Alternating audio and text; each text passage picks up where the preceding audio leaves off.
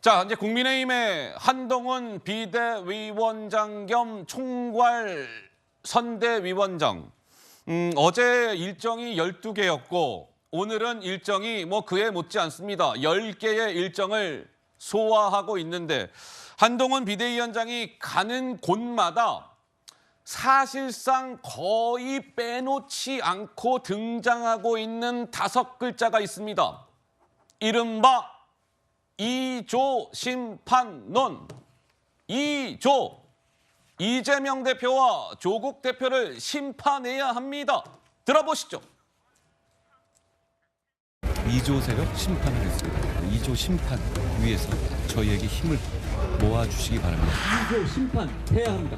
그것이 네거티브가 아닙니다. 왜냐하면 민생입니다. 권력으로 복수하고 그 권력으로 자기들의 입속을 채우고 자기들의 방어만 할 것이기 때문입니다. 이번 선거는 정치개혁, 민생개혁, 또 그걸 이루기 위한 2조 심판을 하기 위한 선거입니다. 범죄자들에게 나라를 맡길 수 없습니다. 범죄자 연쇄 심판하고 2조 심판할 겁니다. 그 사람들이 장악한 나라 어떻게 되겠습니까? 무슨 짓이든 하지 않겠습니까? 범죄자들을 정치권에서 치워버리는 겁니다. 그래서 2조 심판하자는 겁니다. 어제 한동훈 비대위원장 제가 말씀드린 대로 12개 일정을 소화했는데 사실상 12개 일정 모든 곳에서 2조 심판론을 이야기했습니다. 약간의 표현만 다를지 2조라는 단어는 거의 빼놓지 않고 등장을 했습니다. 자, 한동훈 위원장이 오늘은 10개의 일정을 소화한다. 이런 곳들을 다닙니다. 한번 보시죠. 자, 서울 지역 특히 이제 관심이죠. 영등포, 한강벨트, 동작 역시 한강벨트, 영등포, 동작. 이게 끝이 아닙니다. 돌려주시죠. 영등포 찍고 동작 찍고 이거 일일이 다 얘기하면 시간이 너무 많이 가겠네요. 이런 데를 쭉 다닙니다. 이제 경기도, 수원까지요. 그런데 한동훈 비대위원장이 오늘 10개 지역을, 10개 일정을 소화하는데 그 10개의 일정의 지역구 숫자는 몇 개다? 24개다. 4년 전 결과는 어떠했다? 23대 1로 미래통합당이 참패했다. 따라서 오늘 한동훈 비대위원장 4년 전에 아픔을 뒤로하고 우리가 뺏어오자 그런 행보를 보이고 있습니다. 한동훈 비대위원장 2조 심판 어제에 이어서 오늘도 비가 오는 가운데 일정을 소화하면서 이 단어를 빼놓지 않고 강조하고 있습니다. 들어보시죠. 범죄자를 심판하는 것, 2조 심판하는 것 네거티브라고 하는데요. 네거티브 아닙니다. 그 자체가 민생의 첫걸음입니다. 여러분, 이재명 대표의 정치, 조국 대표의 정치를 보면 웃음이 나오지 않습니까? 그런데 그냥 웃고 있을 수만 없습니다. 우리가 가만히 있으면 그 사람들이 정말 권력을 장악할 것이고 여러분처럼 법을 지키며 사는 선량한 사람들을 지배하게 될 거기 때문입니다. 이재명이 어떤 사람인지, 조국이 어떤 사람인지 그거 다시 한번 생각해 주십시오. 방관자가 되지 않고 주인공이 돼서 설득한다면 우리는 그런 범죄자들을 정치의 중심에서 4월 10일 몰아낼 수 있습니다. 여지없이 오늘도 이제 2조 심판 이런 얘기가 나왔습니다. 한동훈 비대위원장 이렇게 이야기를 하고 있고 오늘 국민의힘에서는요. 2조 심판 특별위원회라는 것도 꾸려졌습니다. 2조 심판특별위원회, 그 위원장은 신지호 전 의원이 맡는다. 이런 뉴스도 전해졌는데 우리 국민의힘의 선대위 대변인이신 송영훈 대변인께 여쭤볼까요? 이거 2조 심판론 괜찮을까요? 좀 어떻게 보세요?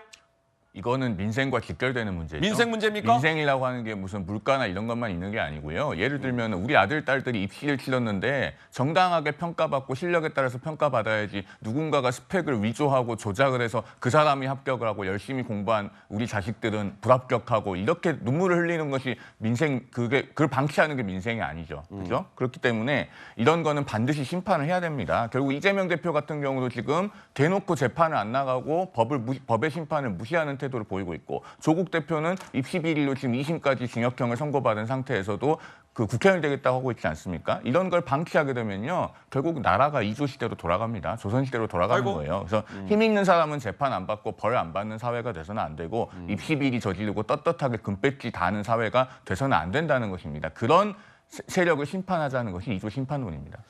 자, 2조 심판론. 이제 한동훈 비대위원장이 어제와 아마 오늘도 비슷한 양상일 텐데 2조 심판론을 이야기하면서 저 이재명 대표와 조국 대표는요, 이제 조만간 감옥에 가야 할 인물들 아니겠습니까?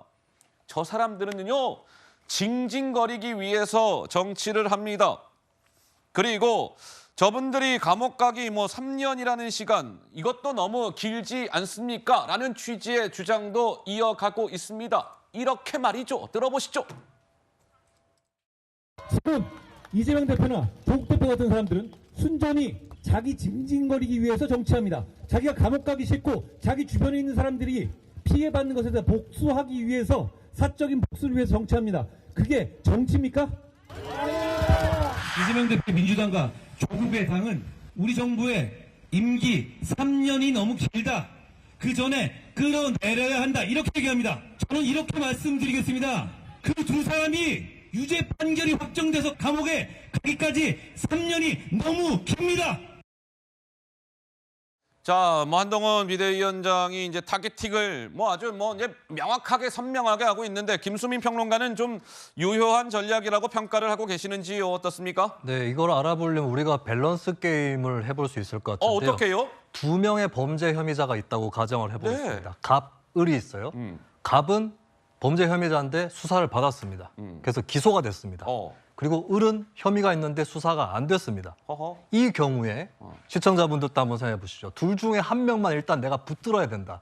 나는 이 사람을 주목하겠다라고 했을 때 누굴 주목하게 될까? 물론 사람마다 답은 다르겠지만 을이라고 판단하시는, 그러니까 아직 수사도 되지 않은 쪽을 더 주목하시는 사람들이 제법 많고 적어도 이번 선거판에서는 그런 시선이 투영되고 있다. 무슨 얘기냐? 무슨 얘기냐? 이재명 예. 대표나 조국 대표는 국회 의석수나 총선 결과와 상관없이 재판을 받게 돼 있고 그들이 잘못을 했다면 법정에서 심판을 받고 처벌받습니다. 그러나 윤석열 대통령 쪽은 수사받는 사람이 손준성 검사 말고는 그쪽에는 별로 없고요. 여러 가지 수사들이 막혀 있습니다. 이런 상황이니까 국민들은 일단 이재명 조국은 재판을 통해서 어떻게 될 거 아니냐. 그러면 우리가 지금 당장에 심판할 것은 윤석열 한동훈이다라고 생각하는 국민이 조금 더 많은 겁니다. 그것이 지금 선거 판세를 만들어낸 거거든요. 거기에 대해서 해법을 제시하지 않고 그냥 무작정 이재명 조국 탓만 하겠다? 이렇게 해가지고는 해결이 안 되는 겁니다. 제가 국민의힘이면 예를 들어서 국민의힘이 김건희 특검을 수용하고 또 한동훈 위원장이 본인 딸이 부정하게 만들었다는 그 스펙을 대학 입시에 진짜 썼는지 아닌지 공개를 한다면 그러면 이재명 대표나 조국 대표에 대한 훌륭한 공격이 될 수 있죠. 근데 본인들의 문제는 다 덮어두고 이렇게 접근을 하니까 국민들 입장에서는 아니 일단 재판받는 쪽은 다음에 두고 본다 치더라도 재판조차 받지 않고 수사도 받지 않는 쪽 먼저 심판하겠다. 이렇게 나오고 있는 겁니다. 지금 국민의힘이 선제적으로 본인들의 문제를 털지 않았기 때문에 이재명 대표나 조국 대표가 국민의힘을 향해서 쉐쉐 이렇게 할 수 있는 것입니다. 알겠습니다. 예, 송영원 대변인. 예. 저는 지금 그 말씀이 좀 전제가 맞지 않다고 생각이 되는 게요. 지금 조국 대표가 무슨 한동훈 특검법 하겠다고 하지 않습니까? 그런데 한동훈 비대위원장이 무슨 범죄 혐의가 확인이 된 게 있습니까? 그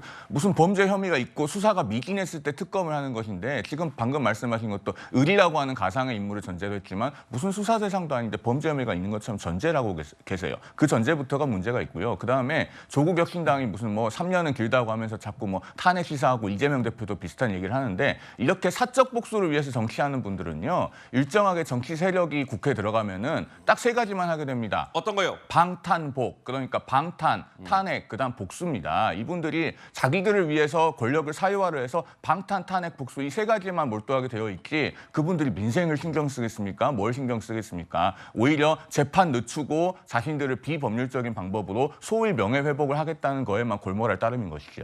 예. 수사 필요성에 대해서는 제가 말씀을 드려야 될 것 같은데요. 한동훈 위원장 딸이 60% 이상 표절률의 그 논문을 또 약탈적 학술지에 실어서 스펙을 쌓았는데 거기서 안 끝내고 미국 대학 입시에 썼으면 그거 업무 방해로 처벌할 수 있습니다. 미국 대학이 상대라고 해도 처벌할 수 있는 거는 조국 전 장관 사례에서 나왔던 것이죠. 예. 예, 저는 이 부분에 대해서 수사가 안 됐고 심지어 사법적 문제를 떠나서 불공평하다 이 여론은 분명히 국민의힘이 직시를 해야 된다고 봅니다. 알겠습니다. 뭐 이쯤 말씀을 들어보고요.